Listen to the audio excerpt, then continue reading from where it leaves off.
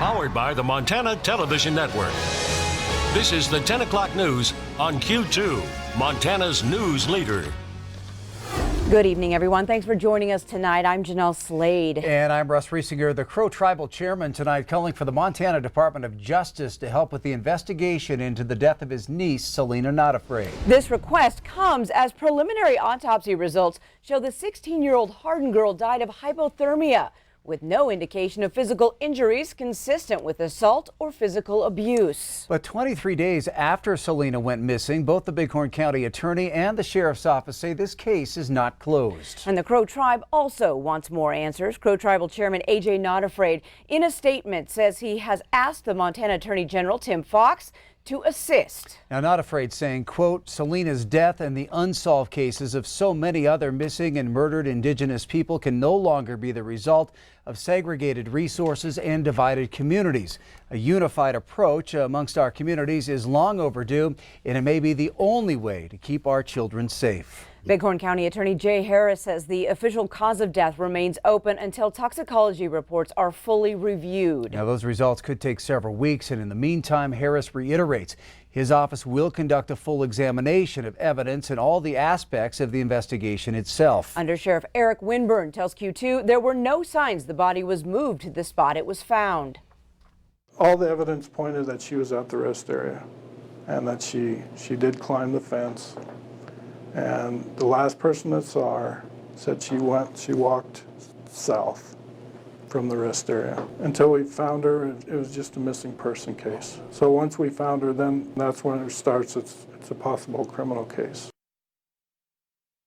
Well, an outpouring of support continued tonight in Selena's hometown of Hardin. More than 200 family, friends, and community members gathered at the high school. The family also asking for the Department of Criminal Investigation to take over this case. Q2's David J. was there and joins us now with more. David. Jeanelle and Russ, the family also said it has hired a private investigator and an attorney, and this time we'll have no further comment. But tonight also was about the family and friends coming together for prayers, stories, and songs. Every one of us was thinking about our loved ones, thinking about Selena, thinking about all the others that are out there. And I felt that we needed this here in Hardin for Selena. Tomorrow when we're out there, we're praying for her. Be strong and find the good in it and move forward. Lord, I can't even walk without you holding my hand. The mountain is too high, the valley is too wide. She opened the doors so that each and every one of us can find love in our heart once again for each other. Like you said, it was a short life, but it's an impactful life.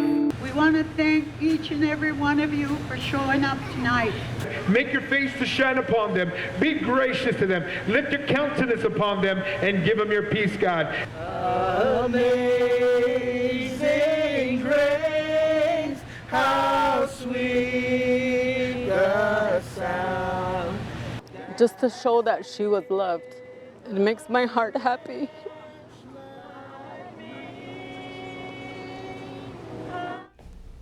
And a funeral service is planned for Selena Not Afraid at Hardin High School on Sunday morning, starting at 11. Jeanelle? Russ? All right. Thank you, David. Well, for the first time this campaign season, the three Republican governor candidates for Montana squared off in debate. The scene set at the Billings Hotel and Convention Center, where a crowd of about 300 people squeezed in to watch. Q2's Jay Cohn was there as they took on questions. Three candidates all vying for the same nomination. That's what's at stake in this campaign season in the GOP governor's race. And tonight here in Billings, we got a chance to see how the three candidates stack up against each other.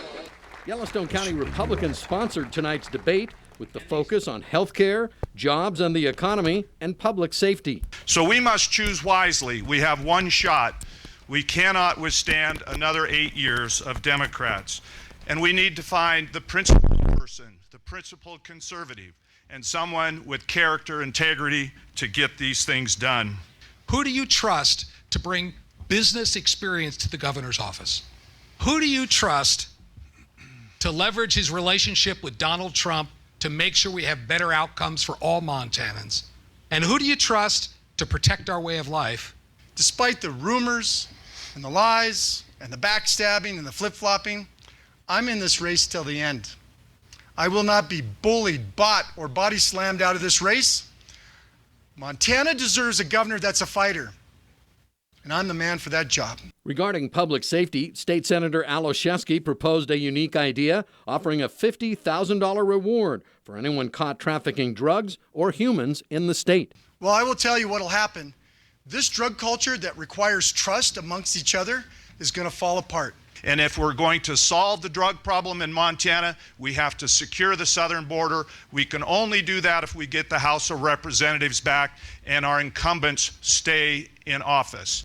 Is these treatment courts cost 10% of incarceration.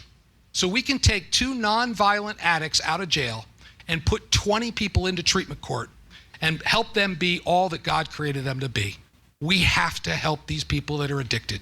And it's both law enforcement and its treatment.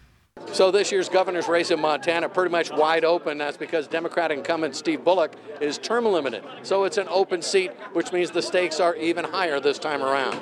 So it's on from here to the June 2nd primary. That's just 130 days away. In Billings, I'm Jay Cohn reporting for MTN News.